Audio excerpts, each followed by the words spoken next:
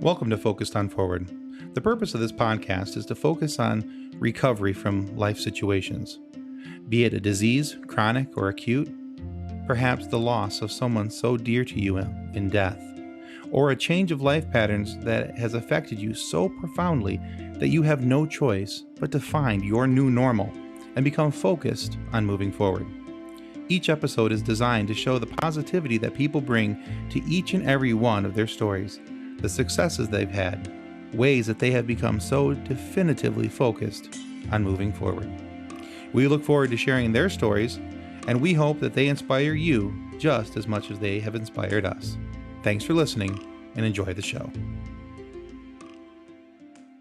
Hello and welcome to Focused on Forward. Today I have the absolute pleasure of speaking with Reena Friedman Watts.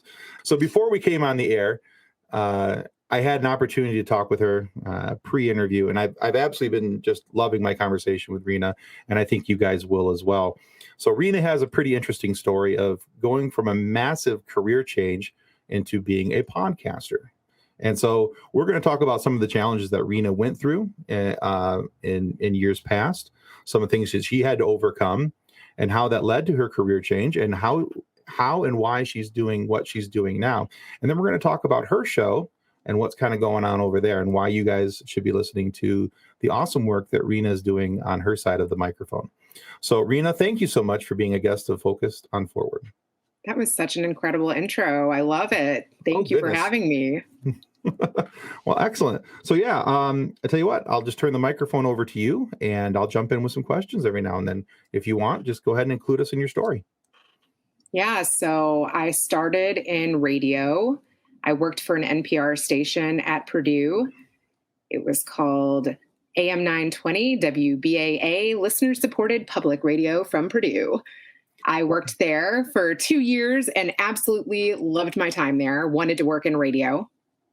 I drove up to Chicago from West Lafayette, Indiana, and got to interview there, but I didn't get the job. And then I saw a flyer that Jerry Springer was looking for interns on that very trip. So I reached out to the number on the flyer. I am totally dating myself right now. And ended up walking across to NBC Tower and getting an internship and starting 2 weeks later. So it was my fate to work in the entertainment industry, which I always wanted to do. From a young age, my grandfather talked about doing the lights on Broadway, and he just really glamorized that industry. And so my family was actually very proud of me for getting a job on Jerry Springer. They thought it was cool. Oh, sure. Yeah. And I grew up in Kentucky where I heard stories like that. So I was very able to talk to the people who were wanting to be on the show, and it didn't shock me all that much. Although I did learn some things that I did not know prior because I was pretty sheltered. And I became friends with the guests first because I was an intern and I had petty cash, and it was my job to entertain the guests and take them around town. And I was new to Chicago, so learning the town with the guests was a blast. I went to Navy Pier and I took them out on the lake and got to go to different diners and the House of Blues. And I'm like, This is the best job in the world. Right.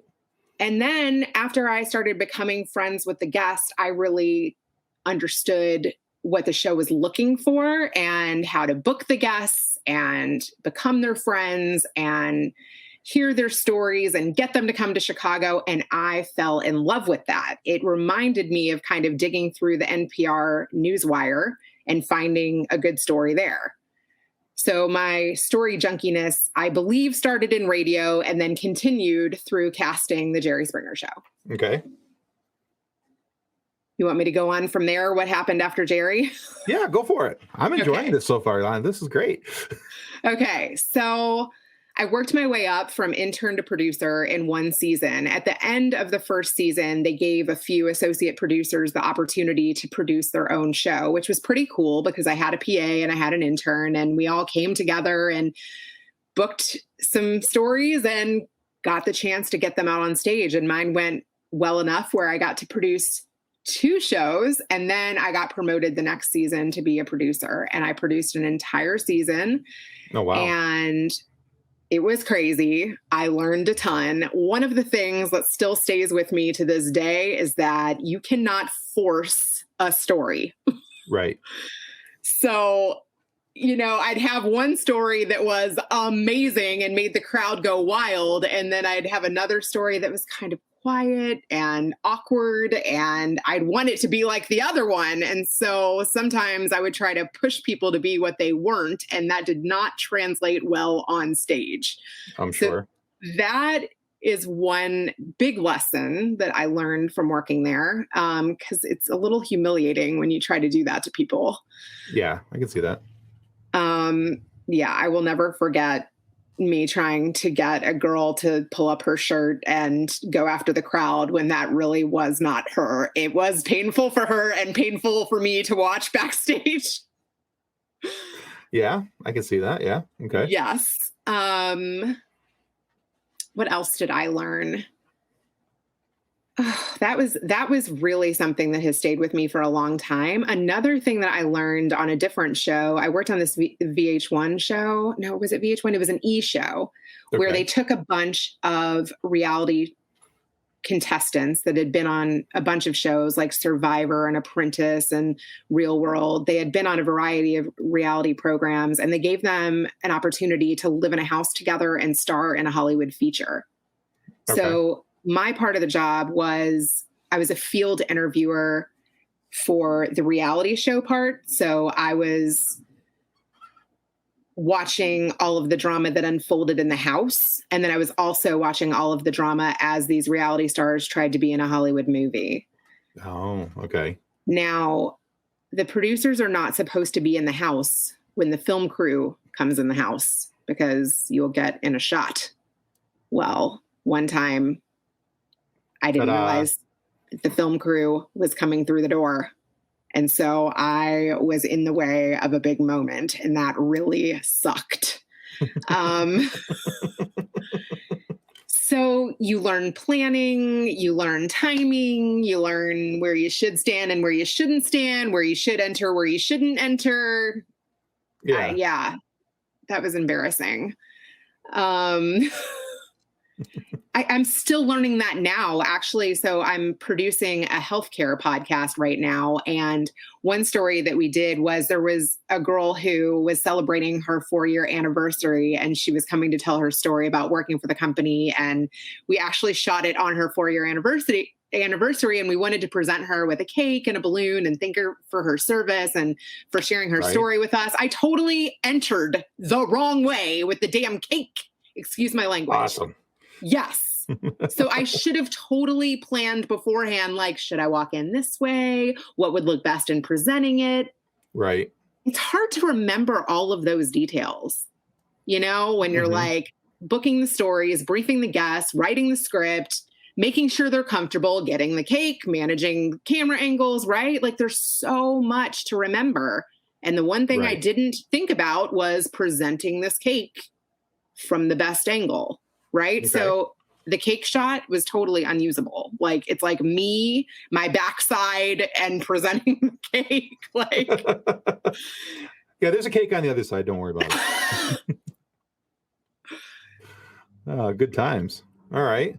So when did you decide that even though you were enjoying it and you were enjoying, the work that you were doing and all these different things and clearly enjoying what you were learning, when did you decide it was time to venture out and do something else? Or why did you decide it was time to venture out and do something else? That's a great question. And actually, a lot of people ask me a lot, like, do you miss it? And I do feel like the reason I've gotten back into podcasting and helping other people podcast and get back into like live shoots and stuff is because I did miss it. Okay. I worked in television from, right out of college until like mid to late 20s. So I got a good amount of opportunities. And truthfully, the reason I left Springer is because I started to get a little burnout. Like I didn't feel like there was anything outside of that place. Like I was living and breathing that show. I was living and breathing that environment. I didn't think that there could be healthy relationships. It's like when you're hearing that all of the time, like it starts to become your life. And it did become mine. Like I even was like engaged to somebody that worked on the show, which didn't work out, but it was becoming my life and I needed a change. And so that's why I moved to LA. And then in LA, I got the opportunity to work on a variety of shows, Nanny 911 and That E! Show. And I worked for a special effects animation company, and they, did Team America and, Disney interstitials. And I learned the business side and the post-production side, and it was amazing. But I wanted to get married. I wanted to have a family. And so I met my husband actually on the 3rd season of Nanny 911. Okay. And so I got married. I had 3 kids in 4 years. And then when my kids were in preschool, I started inching my way back into working and production. And I took a job as a stringer for a court TV show. And that turned into me working in like research and casting for 5 seasons of Judge Alex. And I really enjoyed it. And then I started getting excited again about like digging through small claims cases and finding interesting stories. And I was like, oh, I'm back. And even though it wasn't really about like obviously making very much money, it was that story junkie thing again, and still communicating with Hollywood and like being able to find good stories and kind of get a kick out of that. Excellent. No, I think that you can have satisfaction even if the pay is not what you think it should be. I think that sometimes people misconstrue happiness with large paychecks. Oh yeah. You can be much happier with a smaller paycheck if it's something you enjoy, 100%. And I really did enjoy it, so much so that like I became friends with the clerks, and I would like call them beforehand because I was going to like 5 different courts. And I'd be like, hey, do you have a stack of cases? Because I'm not driving an hour and a half if you don't. And is there anybody else from any other court TV shows there? Because I want to make sure I get those cases first. And I became such good friends with the clerks that like before the cases were entered into the system, I was grabbing them out of the files. Oh, nice. Yeah. So that was amazing. I loved it. Well, that's cool. All right. So when did some challenges start creeping in for you with all of these changes that you were going through? What were the challenges that you had to overcome? One challenge with the court TV was, going through so many cases and, finding those good stories, because the majority of the stories were just people like landlord tenant stuff, so it was like having to get crafty and having to become friends with the clerks and having to know which days to show up. And, that was actually a challenge. And one of, there were courthouses that wouldn't give you the access like that, Right. So then you have to find other courthouses. And,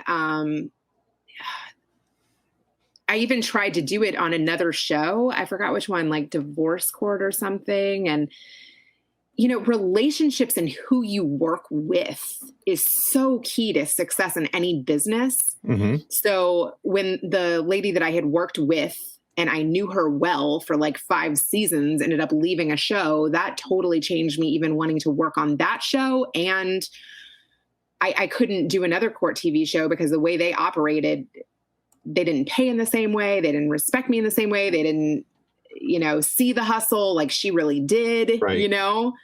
So I felt like that was a challenge. Okay. Because it ended like when the person that I had the good relationship with left the show. It's interesting too. I was just talking to somebody today. I also got into like producing events for a little while, where I was like working on live events with different influencers. And I booked a few sponsorships, and I got to be friends with a brand manager of Spirit Airlines. And when she left, the person who took her place was not her. Right. And so that relationship totally went away. And then I was thinking about the CEO of K-Swiss also supported an event that I worked on, a 350 person event. He like sponsored the venue, which was amazing. And he's such a special guy. And he just stepped down as CEO. And I was like, oh my God. It's like, obviously I want to keep in touch with him and he's obviously going to do great somewhere else. But like when these relationships change and your hookups change, it changes everything for how you can even do your job or that opportunity. So sometimes you just have to like ride the wave, Right. Okay. TV has really been riding the wave. I worked for maybe 2 or 3 people while I was in LA. I went from show to show with them because if I found somebody good to work for, you want to go where they're going. Right. Yeah, I've heard that from other actors and people on my other shows. I host another show called the Funny Science Fiction Podcast, and in talking with some of the people on those shows, like I talked with the actor his name is Jed Brophy. He was in the all the Lord of the Rings movies, all the Hobbit movies, and things, and talking about how he's done like 7 or 8 Peter Jackson movies in total, and he did those because he likes Peter Jackson. He's like, I love working for Peter. He's a visionary. I like what he does and why he does it. So for him, it was having like the continuity of personalities that he could roll with and work with, and being able to talk with them and deal with them. So I kind of understand where you're coming from on that. 100%. I worked for a post-production producer. He's actually the first one who gave me a shot at being a post-production supervisor. And he'd been in the industry for 20, 30 years. He was a well-oiled ship. He was so chill. He like literally gave me a list of deliverables and was kind of like, if you have any questions, let me know. Like trusted me from day one. He was like, if you can do Springer, you can do this. Right. And that is such a good attitude. Oh yeah. You absolutely. Want to work with people like that. That's like, call me if you need me. Otherwise, here's the deliverables. This is what I need. Figure it out. Okay. So when you started to come back to work, now that there's already inherently challenges with being a parent. I'm a parent of 3. Those are the ones who don't have fur. And then there's the 2 dogs, the 2 cats. So there's the household challenges, and then trying to come back to do work full time. When you were making that transition, what were some of the challenges that you faced for yourself in learning to become, being mom, being, and then dealing with work as well? That is such a good question. And I have had to switch jobs because of that, actually. Okay. So I took a job as a program manager of a voice over IP company. And I got the job really from schmoozing. Like, my husband worked for the parent company, and he kind of got into conversation with them about some of the past work that I had done. And they created a new role for me. It was called like program manager or whatever. But my job essentially was to help them with their internal marketing and to help them create lunch and learns and to help them with their online presence and whatnot. And so I was supposed to be able to like work essentially 10 to 2. But sometimes meetings went long, or sometimes presentations went long. And I'm like, having to take the train home from downtown and pick up my kids. And if I miss that train, like sometimes the next train's not for another hour. And then I'm like on the train and like trying to get the nanny to stay longer, and she doesn't want to stay longer. And the balancing of babysitters. I went through like 3 babysitters in a year and a half. And like when one's sick, what do? Like you still got to go to work, So this was before COVID, when there's like the whole work from home thing. There were a lot of companies. There was one company that I worked for. So after the voice over IP company, I decided to take a little bit of a pay bump. I mean, a pay decline, whatever, and work for a financial firm that was a little bit closer to home. It was like 10, 15 minutes away, and it was a director of marketing and sales role. And I would be able to pick up the kids a lot easier, and I wouldn't have to do that commute. And so, but he too, like, was like anti work from home. Like he wanted me to sign after I had after I had been there for a year, he decided he wanted me to sign like a new employee handbook a year in, saying that I would only work from home 8 days or something like that. And I'm like, I've got 3 kids. Like one kid gets sick, they're all sick. And there's the 8 days right there. That doesn't work. I'd like to remind you how kids work. They are germ factories and they pass them along to one another, especially if they're going to public schools. Or childcare. Or childcare. Yeah, absolutely. Yeah. So honestly, I was like, I can't sign that. And so after a year and a half, and after he sent me to Tony Robbins for being a top performer, I was like, look, my phone's the one that's ringing. And I really was like, I know I can be an entrepreneur. Right. Yeah. So I decided to just literally, not sign that paper of agreeing to 8 work from home days. And that started my entrepreneurial journey. And what was so great is that my first event that I produced after leaving that firm was someone who I had hired. She hired me back to work on a Gary Vaynerchuk event because I had hired her to work on a financial planning event. And she knew that we worked well together in the trenches. So she was like, hey, do you want to help me book sponsors for Gary? And I was like, well, I've never done that, but I totally could. And so she sent me a list of potential sponsors and I just figured out my message along the way. And I ended up booking Spirit and I ended up booking somebody that I was connected with on LinkedIn. And I was like, going to Toronto, baby, and Nice. Yeah. And I got to meet Gary and I got to be a part of a media junket. And then I was like, oh yeah, my fire has been lit. This is what I want to do. It was like, it kind of complemented my freelance bouncing from show to show background. Like entrepreneurship is that. It's like, you work on a pilot, it either gets picked up or you find another show. And entrepreneurship is like, find a client, grow the client. You're with the client until they don't need you anymore and you find another client, right? Right. So that's kind of how I got to be where I am now. All right. Quick question for you though about I want to ask you one more question about your boss who wanted you to sign that document after a year and a half. Now, clearly you were doing really well at the job. You're clearly enjoying the job, even though there was some work-life balance things that you were trying to sort out. What was the mental and emotional impact for you though when he said, I need you to sign this? I did not like it. I really, it was really hard. And I was torn too, because he actually offered me a bigger commission. Oh, if you would sign the if document? I would sign it. Oh, wow. Yeah. Okay. Yeah. But we had just put on an event together in California and I had gotten 55 people to show up single-handedly. I was the one who I did all the marketing.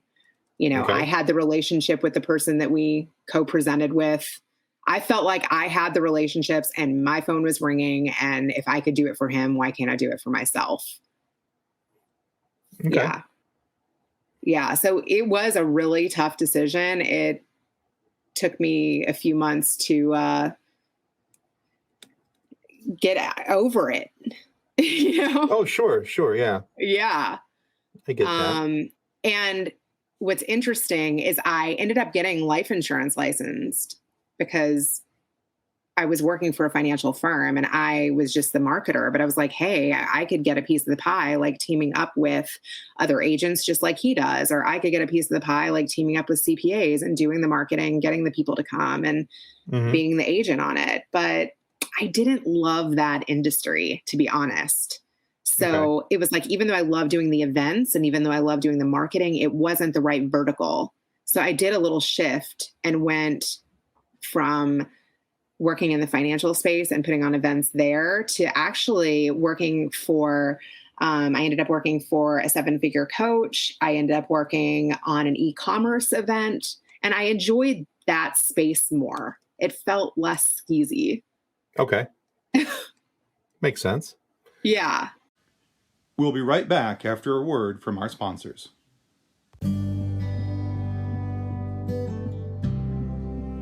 Since 1982, Vital Signs and Graphics has been helping professionals with all their image, logo, and design needs. Perhaps you're looking for signs and banners, truck and trailer lettering, business cards, brochures, or other image and marketing aids. Vital Signs and Graphics in-house design studio has you covered. From logos to apparel, start to finish, Vital Signs and Graphics has everything you need to look and feel professional. Call Rick at 231-652-3300. He'll get you noticed. And now back to Focused on Forward.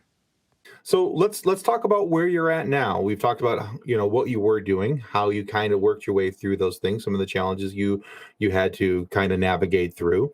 So let's talk about the beginning of the podcast.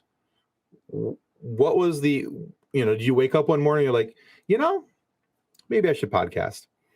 Well, I ended up working for Kathy Heller, the host of Don't Keep Your Day Job.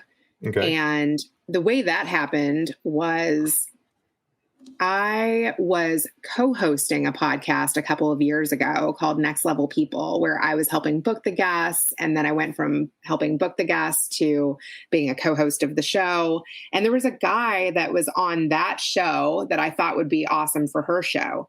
And her and I were friends from my LA days when we were both single. And I was like, oh my gosh, this guy has turned a passion and a talent into a business. And that's what her show is all about.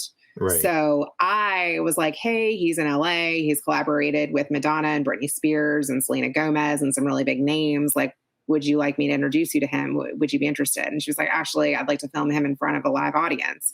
And I was like, wow, well, I hadn't seen her in 12 years and I'd never met him in person. I just had him on this other show I was working on. So I was like, wow, I should totally fly out for that. Like, that doesn't happen every day. Right. So I decided to do that. Okay. So I flew out there, introduced them. And then she was like, I want to hire you to get me more people like that. She didn't end up doing it in front of a live audience, but she ended up filming it at her house. And it was so cool. Sure. And so I ended up going from booking her guests to becoming one of her coaches to helping manage her Facebook group to managing her Instagram. And I learned so much from that. And then I was like, I call my dad for all my advice. My dad ran a company with his parents for 45 years. I feel like my dad has like wisdom and sarcasm and wit to share with the world. And who better than to be my cheerleader and somebody that I can talk to so comfortably than my dad? I literally call him every day. He is my best friend. And so the reason I wanted to do a show with him is because I knew that he would never back out. There you go. All right. So what's the name of the show? Better Call Daddy. There you go. All right. So, I'll be honest with you. When we first started talking and I saw the name of your show, I guess I did not realize that your dad was part of the show. And I was trying to figure out why you called it Better Call It. Okay. Now I understand. All right. That makes so much more sense. I just want to point that out. That's like a big light bulb just went off in the back of my head. So, okay, excellent. So what do you guys talk about on there? What do you guys like to talk about? What do you guys do, I guess? Oh my God, I got to tell you something so funny. So one of the stories that I did was Scott Miller of On Leadership. And he has endorsed a client's book for me. And, he was on Kathy Heller's podcast and they did a podcast swap because of me. And we've had like a great ongoing relationship. And I actually have his book right here, Marketing Mess to Brand Success. I've read his books. I love his show. And so he recently came on the Better Call Daddy show and I talked to him about his books and his career. And then at the end of every one of my Better Call Daddy episodes, I say, is there anything that you'd like to ask my daddy? And he thought that was so inappropriate. He literally was like, nice try, Reena. I'm totally not answering that question. Yeah. Well, yeah. Okay. Yeah. So you asked what we talk about. It's a wide range of subjects because I've worked in casting. I love a good story. So I am fascinated by people and I feel like everybody has a story. They just haven't yet been told by me. And so I've interviewed phone sex operators. I've interviewed a Jeffrey Epstein survivor. I've interviewed CEOs. I've interviewed animal lovers. I've interviewed people with disabilities. Anybody that I am fascinated by and feel like I would like to learn from, I go after. And so I then, after I interview the guest without my dad, I edit the segment down, share that with him. He listens to it on his own. And then we have a talk about the segment. and I record that. So the ending of every show is my dad's reflection or the question that the guest has asked my dad. It's my dad's 2 cents and wisdom. My dad's final thought, like Jerry Springer. Oh, that's cool. I like that very much. All right. Excellent. So how long have you been doing that? I launched the show last August, so almost a year, not quite yet a year. And it has just brought me and my dad so much closer. And I feel like we've both learned and grown from it. I mean, it's been extra special time with my daddy. That's awesome. That's awesome. Yeah. You know what? And especially over the last year where travel was harder, everything. Well, let's just say it. Everything was harder over the last year. What a nice way to be able to have a connection with your father. Even if there's distance and things along those lines. So what a cool way to do that. Okay. Where can people find out more about your podcast? BetterCallDaddy.com. I was very happy to be able to get that domain. I wasn't able to get it on Twitter. So I think it's like a Better Call DADD1 at Twitter. I am on Instagram at Better Call Daddy Podcast, and I'm on LinkedIn. I love LinkedIn, Reena Friedman Watts. If you are a LinkedIn-aholic like me, please reach out. Okay, excellent. Very cool. If you wanted to make sure that somebody knew something specific about your podcast, what's the one thing that you would tell them that would entice them to listen? It's an intergenerational show. So I have interviewed husbands that have then introduced me to their wife. I actually had a friend who was pregnant at the same time as me. We had babies like within weeks of each other. I ended up interviewing her adoptive mom, her birth mom, and her birth sister. So cool. One thing that I love doing is if I have a great guest, seeing if they want to pass me somebody else in their family. Okay. Excellent. All right. Well, we'll make sure to note that as well in the notes, and I'll try and make sure we get all your locations into the notes of the podcast when this airs, so that people can find you and make sure that they have an opportunity to go find Better Call Daddy with Reena Friedman Watts. Now, before we conclude here, Reena, I do have 2 questions that I need to ask you that I ask every single guest. So, well, I got to stop saying every single because I botched it on one and she got away scot-free without me asking her. So I have to say nearly every single guest. So, and Terry, I mean you. Okay. So, Terry gets a shout out. That's right. Terry gets a shout out almost every episode. Anyway, so looking back over the entirety of your journey, what's the single greatest lesson that you have learned? That's a great question. I think I learned it recently because my dad actually gave me this advice, and I have gotten in trouble in television for this as well. Okay. Never force a story. Right. So I had a great story that came my way. And when you have a great story, you start acting differently. But everybody is human, right? You shouldn't put people on pedestals. And I have such a problem of doing that. Where you start bending weird ways to try to get a great story. But let me tell you what a great story actually is. A great story is the guest, is their connection with you. And if you start bending just because of someone's title or who they are or what their story is, it won't make a great story. You've got to be able to be yourself and not get different around people. Okay. So I had that situation in the past 24 hours where I had a story I really wanted. And that guest asked me if they could have the questions beforehand. I never do that on my show. My show is like yours. It's very conversational. It's very free flowing. I don't want it to feel scripted. I don't want it to feel like they're prepared for it. I still want to be able to throw them curveballs, right? Mm-hmm. Mm-hmm.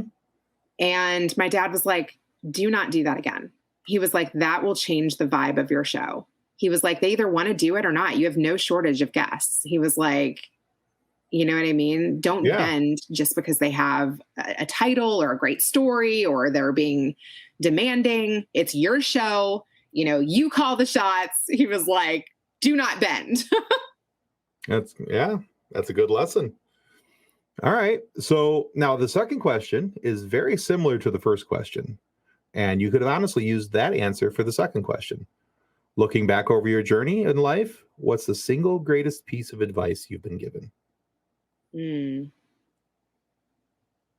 Yeah, it is very similar to the first, but Just different enough. the first thing that comes to mind, and part of the reason I left that financial company, was because my dad said he did not work hard his entire life for me to be treated badly or not feel good about the work that I'm doing. Mm-hmm. He was like, I refuse.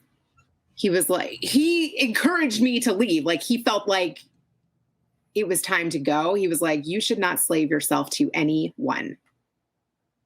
And that gave me the freedom and the confidence to walk out the door, truthfully. Okay. Good Yeah. advice. That's good advice. All right. Yeah. It's just, your state of mind and your mental health, and like, you put so much into work. So you should be valued for the work that you're doing and the time that you're putting in, and Right. Yeah. The sacrifices you're making, the time away from your family, all those things. Yes. And if someone can't be flexible with you and value you and is treating you like a doormat, absolutely, you do not have to put up with that. And you will find someone who values you and where you can shine. Agreed. Absolutely. Your dad sounds like a pretty smart fella. I will have to have you on so you can get some daddy wisdom. There you go. I'd love that. That'd be great. Well, Reena, again, thank you so much for being on Focused on Forward. I have very much and thoroughly enjoyed this conversation. I've enjoyed our pre-show conversation as well. You're just a delight to have on. I very much enjoyed this. So thank you for being a guest, and thank you for sharing your story. You are a fantastic interviewer, and I very much enjoyed connecting with you. Awesome. All right, guys, that's going to conclude us today for Focused on Forward. Well, that concludes another episode of Focused on Forward. To be a guest of Focused on Forward, you can reach us through Twitter at podcastfof, through our Facebook page named Focused on Forward, or through email focusedonforward@gmail.com. We look forward to hearing each and every one of your stories that has yet to be told. So until then, be safe, be kind, and be loving to one another as you stay focused on forward.